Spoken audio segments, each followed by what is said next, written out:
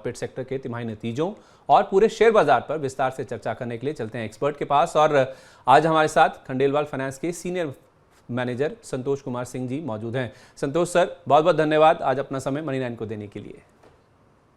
Thank you Sandeep ji, thank you for having me on your show. It's my privilege to be here. Thank you sir.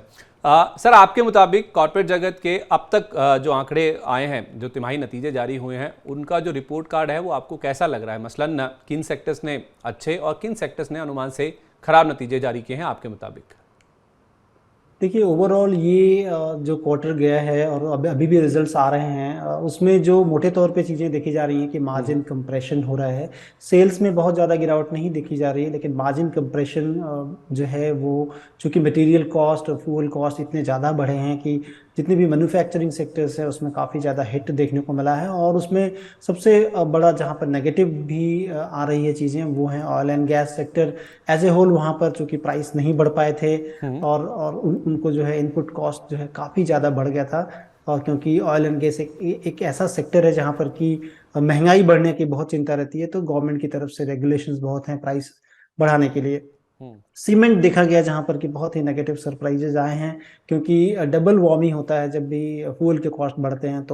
तो ये एक तरह से जो है ये दो सेक्टर। और मेटल्स में भी हमने देखा है कि इस क्वार्टर में जो कि अच्छे नतीजे नहीं रहे हैं, लेकिन गोइंग फॉरवर्ड अगर देखेंगे तो मुझे लग रहा है कि मेटल एज ए होल ठीक करने वाला है। इस बार जो इन्वेंट्री लॉसेस आए थे उसके कारण जो है मेटल हमने नीचे देखा है, लेकिन ओवरऑल मेटल में बहुत ज़्यादा नेगेटिव नहीं हूँ। मिक्स रिजल्ट्स हमने देखे हैं केमिकल सेक्टर में और शुगर में। हमको एक मिक्स ट्रेंड दिख रहा है, लेकिन पॉजिटिव जहाँ पे दिख रहा है वो पहला बैंकिंग सेक्टर है। बैंकिंग में कुछ जो है एक दो जो है नतीजे थोड़े से नेगेटिव थे, लेकिन ओवरऑल और पीएसयू बैंकों में तो हमने देखा कि 20% से ज़्यादा की लोन ग्रोथ देखी गई है। उसके बिना पे और एनपीए रेजोल्यूशंस के बिना पे, प्रोविजनिंग कम होने के बिना पे ये बैंक्स में काफ़ी अच्छे नतीजे देखने को मिले हैं। आईटी सेक्टर में जिसने की उम्मीद जता रहा था मार्केट, लेकिन अभी भी दिख रहा है कि कैश जनरेशन आईटी सेक्टर में काफ़ी ज़्यादा है। उसके बाद जो छोटे छोटे सेक्टर हैं, हेल्थ केयर कह लें या हॉस्पिटल सेक्टर कह लें, वहाँ पे अच्छा दिख रहा है। होम डेकोर सेक्टर में अगर आप देखें तो ग्रीन पैनल जैसी कंपनियां या स्टाइलम, रुशील, ये कुछ कंपनियां ने अच्छा किया है। टू व्हीलर्स में मोटे मोटे नतीजे ठीक रहे हैं। टीवीएस मोटर ने उम्मीद से नीचे है, लेकिन अगर आप quarter quarter year on year देखेंगे तो नतीजे अच्छे थे। वहीं पर टेलीकॉम में भारती और कह लें कि इन सबों का आरपू बढ़ रहा है, जो कि बहुत अच्छी चीज़ है टेलीकॉम सेक्टर के लिए। रिटेल में हमने देखा कि डी मार्ट, ABFRL इनने अच्छा किया है। डिफेंस ओवरऑल एक अच्छा कर रहा है, और उसमें एमटार टेक्नोलॉजी या डेटा पैटर्न हो या एस्ट्रा माइक्रो हैं, ये कंपनियों ने अच्छा किया है। तो मोटे तौर पे देखा जाए तो कुछ पॉकेट्स हैं जहां पर कि दिख रहा है कि ग्रोथ हो सकती है, और कुछ पॉकेट्स जो है मिक्स टू नेगेटिव हैं। लेकिन अगर संदीप जी लंबी अवधि के लिए देखा जाए, जैसा कि IMF कह रहा है या फिर अभी मॉर्गन स्टैनली की जो रिपोर्ट आई थी जिसमें कि 2027 तक भारत जो है वो दुनिया की तीसरी सबसे बड़ी शक्ति इकोनॉमिक पावर के रूप में उभरेगा, और IMF कह रहा है कि 2030 तक। तो मुझे लगता है कि ये सारी चीजें फ्यूल कॉस्ट के कारण जो है हमारा, या मटेरियल कॉस्ट के कारण सारी चीजें बढ़ गई हैं। लेकिन लंबी अवधि में अगर देखेंगे तो USD आयना जो कि स्पोर्ट प्ले कर रहा था कुछ दिनों से, अब जो है तकरीबन ₹1.5 के करीब ऊपरी स्तरों से गिरा है। अगर वो और थोड़ा सब्सटेंशियली गिरता है तो मुझे लगता है कि manufacturing sector will do good. ठीक है, तो कई सारी ऐसी छोटी छोटी पॉकेट्स हैं जो आपने मेंशन की है सर, जहां पे नंबर्स काफ़ी अच्छे रहे हैं। ओवरऑल देखा जाए तो तेल, गैस, सीमेंट, मेटल, ये ऐसे कुछ पॉकेट्स हैं जो कि खराब रहे हैं। लेकिन जो बड़े सेक्टर्स जो आपने मेंशन किए जहां पे नंबर्स काफ़ी अच्छे रहे हैं, वो एक तो बैंकिंग है, जिसमें खासतौर पे PSU बैंक यानी सरकारी बैंक, और दूसरा है IT, जहां पे खराब नंबर्स आने का अनुमान था, उतने खराब नंबर्स नहीं है। कई सारी कंपनियों के तो मार्जिन में भी इंप्रूवमेंट देखने को मिला है। तो ओवरऑल जो IT और बैंकों ने अनुमान से बेहतर नतीजे जारी किए हैं, क्या फैक्टर्स रहे हैं इन दोनों सेक्टर्स की आउट परफॉर्मेंस के पीछे, और क्या ये जो प्रदर्शन है H2 FY23 यानी वित्त वर्ष की दूसरी तिमाही में भी जारी रहने की उम्मीद है? देखिए, मुझे लगता है कि ये चीज़ें जारी रहेंगी, क्योंकि केपेक्स साइकिल जो है अपटर्न हुआ है और प्राइवेट केपेक्स काफ़ी ज़्यादा आ रहे हैं। इंडिया को मैन्युफैक्चरिंग हब बनाने की बात की जा रही है। काफ़ी कंपनियों ने PLI स्कीम को अवेल किया है और एक्सपेंशन स्प्री पे जा रहे हैं, जिसके कारण कि हम देख रहे हैं कि बैंकों में और स्पेशली PSU बैंकें, मुझे लगता है कि ये जो प्राइवेट केपेक्स है उस पर ज़्यादा राइड करेंगी। और PSU बैंकों में हमने बैंक ऑफ बड़ौदा कह लें, स्टेट बैंक कह लें, कैनरा बैंक कह लें, even for that matter union bank कहने, इन बैंकों में हमने 20% के आसपास का लोन ग्रोथ देखा है। और स्टेट बैंक तो 29 लाख करोड़ का इनका जो लोन बुक है, और उस जो है 26 लाख था पिछले साल और बढ़ के 29 लाख हुआ, तो तकरीबन जो है 20% के आसपास की ग्रोथ देखी जा रही है। तो ये एक मुझे लगता है कि काफी अच्छा रहने वाला है। और उसमें दूसरा जो फैक्टर है, एनपीए रेजोल्यूशंस के कारण प्रोविजनिंग कम हो रही है, जिसके कारण की जो बॉटम लाइन परकुलेशन काफी अच्छा हो रहा है। तो मुझे लगता है कि आने वाले टाइम पे भी बैंकिंग अच्छा करेगा एज ए होल।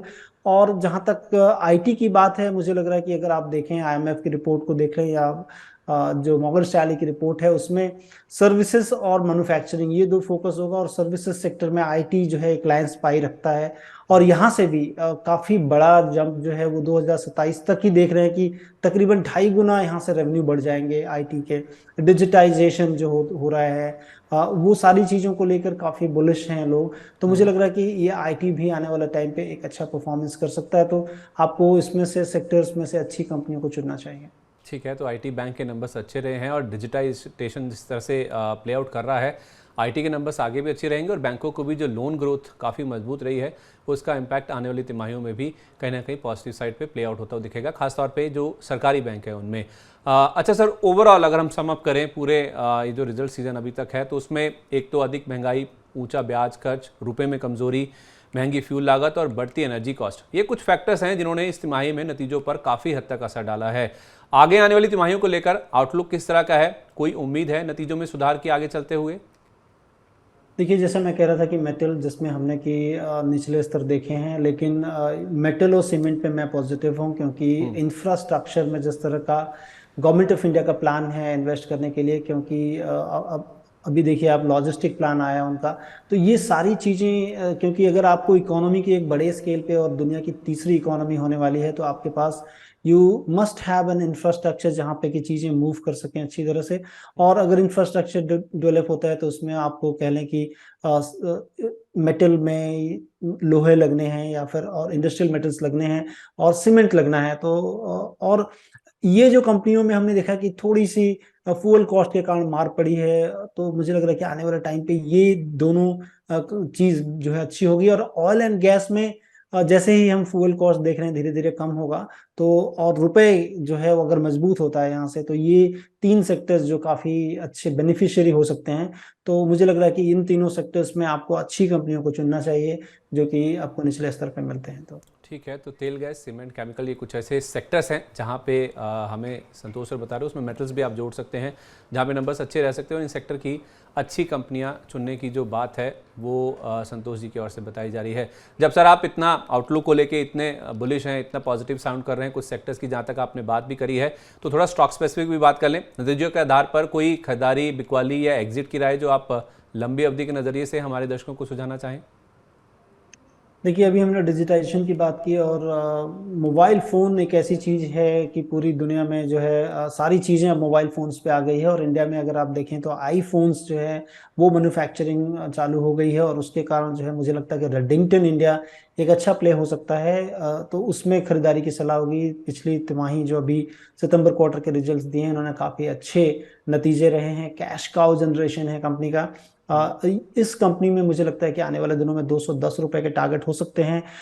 150 रुपए के करंट मौजूदा स्तर हैं, तो मुझे लगता है कि यहाँ पर आपको एक्यूमुलेट करना चाहिए 150 130 के बीच में। अगर आपको मिलता है तो धीरे धीरे एक्यूमुलेट करें, एक अच्छी तेजी हो सकती है। दूसरा जो स्टॉक होगा, मुझे लग रहा है एलिकॉन इंजीनियरिंग। अगर आप कैपिटल गुड्स की बात करें, जैसा मैंने कहा कि केपेक्स बहुत लाइंड अप है, और केपेक्स में जो हेल्प करती हुई कंपनियां कैपिटल गुड्स की हैं, उसमें एलिकॉन इंजीनियरिंग मुझे काफ़ी अच्छा पसंद है, और उसके नतीजे भी काफ़ी अच्छे आए हैं। आने वाले दिनों पे जो जिस तरह से राइड करेंगी ये कंपनियां, मुझे लगता है कि एक ह्यूमंगस राइड हो सकता है। और उसमें अभी करंट मौजूदा स्तर 445 के आसपास के हैं। इसमें एक्यूमुलेट करने की सलाह होगी 445 से 380 तक। आप जो है इस स्टॉक को धीरे धीरे खरीदें। आने वाले टाइम पे मुझे लगता है कि 550 रुपए तक के टारगेट हो सकते हैं। और इसमें ठीक डिफेंस का भी जो है एक सम्मिश्रण मिलेगा आपको एलिकॉन इंजीनियरिंग में।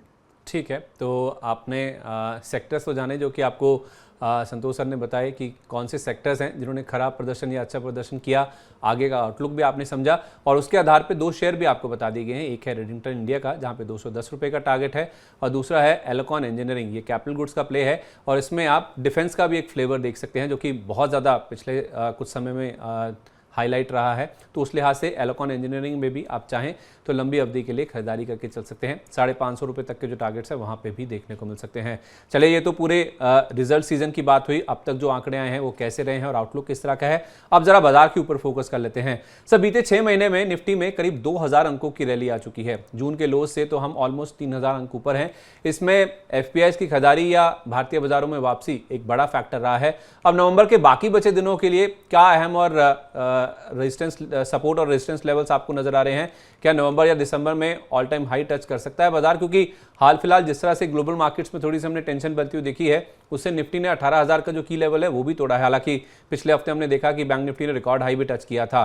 तो क्या निफ्टी भी ये जो 2 महीने बचे हैं उसमें रिकॉर्ड हाई टच करने की कोई उम्मीद आपको नजर आ रही है? देखिए, जरूर है कि कहते हैं कि उम्मीद पे जीते हैं लोग, और उम्मीद तो बनी हुई है, बरकरार है, क्योंकि हमारे इंटरनल फैक्टर्स अगर हम देखें तो हम स्टैंड आउट कर रहे हैं।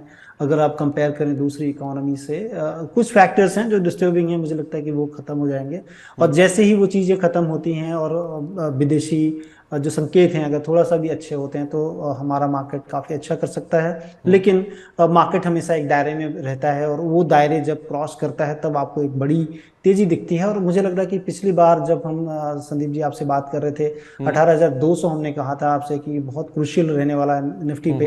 हम जी, उसके मुझे ऊपर याद भी है। गए लेकिन क्लोज नहीं हो पाए, और फिर से हमने जो है करेक्शन देख रहे हैं, क्योंकि नतीजों में कहीं ना कहीं थोड़ी सी निराशा देखने को मिली है शॉर्ट टर्म, और कुछ जियोपॉलिटिकल न्यूज़ जो आ रही है आपके सामने उसके कारण ये सारी चीज़ें दिख रही हैं। लेकिन जो मोटे मोटे तौर पे दायरे हो सकते हैं वो अभी 18,200 से 18,300 ऊपरी लेवल हो सकते हैं। और निचला जो सपोर्ट आएगा वो पहला सपोर्ट 17,900, और दूसरा उसके बाद मुझे लगता है कि इन शॉर्ट टर्म 17,500 तक ये बड़े सपोर्ट निफ्टी पे काम करेंगे। और बैंक निफ्टी की जहाँ तक बात है, अब मुझे लग रहा है कि वहाँ पर 41,700 41,800 ये अहम रेजिस्टेंस रहने वाले हैं, क्योंकि पीएसयू बैंक परफॉर्म कर रहे हैं, हमने काफ़ी अच्छी तेज़ी देखी है, और उनका वेटेज बैंक निफ्टी में बहुत ही कम है।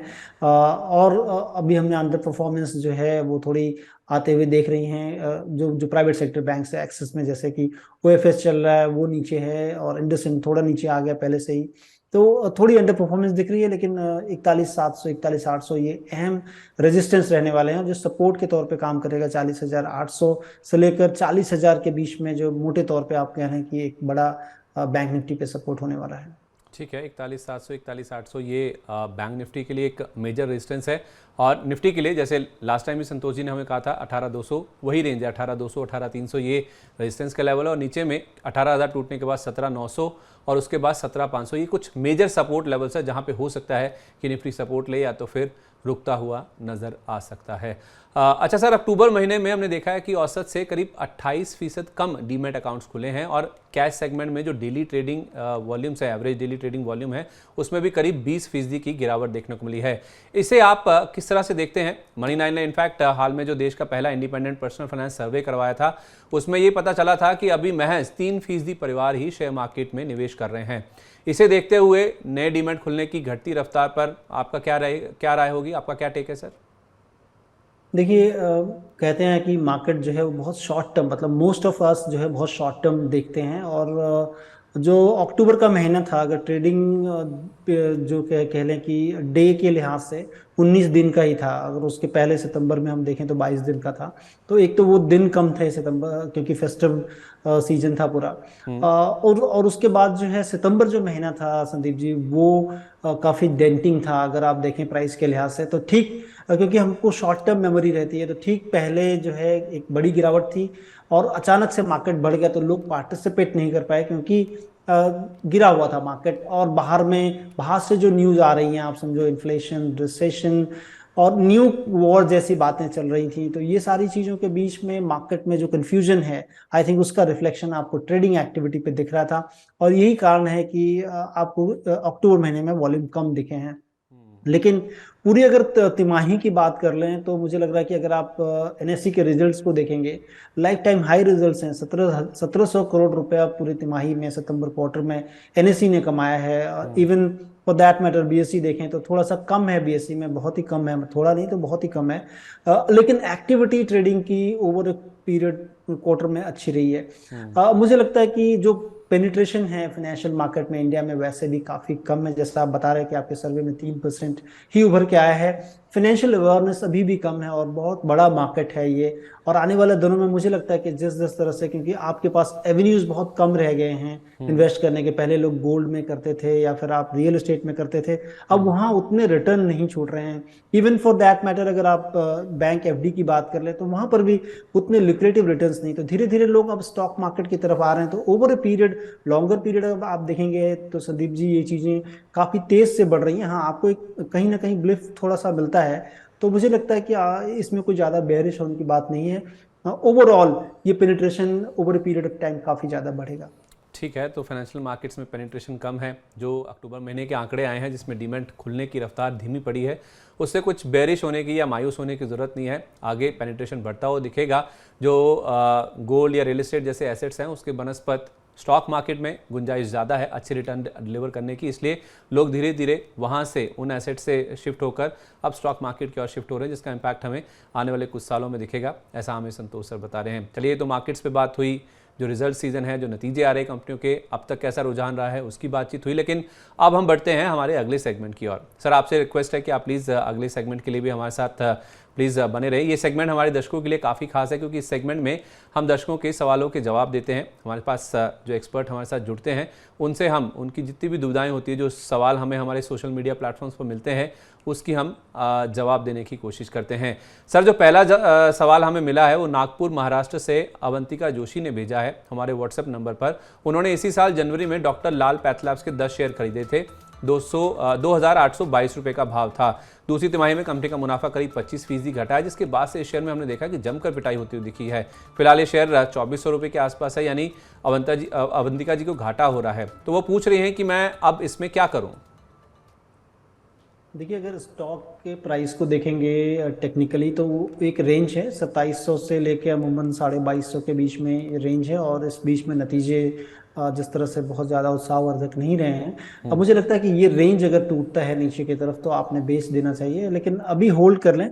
मार्केट में कोई भी बाउट अगर आता है ऊपर की तरफ तो आपको निकलना चाहिए, एट मिनिमल लॉस में निकलें आप। अगर आपको हेल्थ केयर पूरे सेक्टर में रहना, मुझे लगता है कि संदीप जी उनको हॉस्पिटल्स में रहना चाहिए। हॉस्पिटल्स जिस तरह से इंडिया में चीज़ें हो रही हैं, और उसमें मुझे लगता है कि किम्स बोल के एक हॉस्पिटल है, Krishna institute of medical science, यहाँ पर थोड़ा लें, थोड़ा नीचे लें। ये काफ़ी अच्छी कंपनी है और उसमें ग्रोथ प्लान काफ़ी अच्छे हैं। आंध्रा में कॉन्सेंट्रेशन था, अब धीरे धीरे आंध्रा से निकल के दूसरे स्टेट्स में भी जा रहे हैं।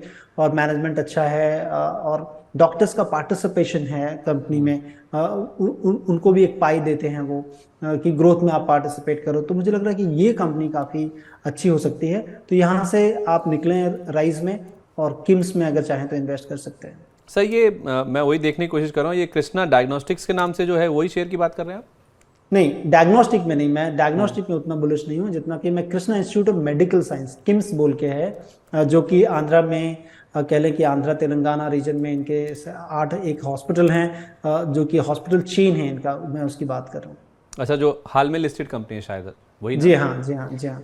ठीक है, तो कुल मिला के देखा जाए राय ये है कि डॉक्टर लाल पैथलैब से हर उछाल पे आपको निकलना चाहिए, और कोशिश ये करें कि हॉस्पिटल्स में आपको रहना चाहिए जहां पे ग्रोथ ज़्यादा है। Krishna institute of medical sciences ये एक शेयर है जो कि हाल फिलहाल की लिस्टिंग है, वहां पे आप शिफ्ट कर जाइए। वहां पे हो सकता है कि आपका एक तो नुकसान की भरपाई हो जाएगी और ग्रोथ की भी संभावना ज़्यादा नजर आ रही है वहाँ पे। दूसरा सवाल बीकानेर राजस्थान से उदय प्रताप सिंह ने हमें ईमेल पर भेजा है। उन्होंने पिछले साल सर दिसंबर में 3M इंडिया के 2 शेयर खरीदे थे।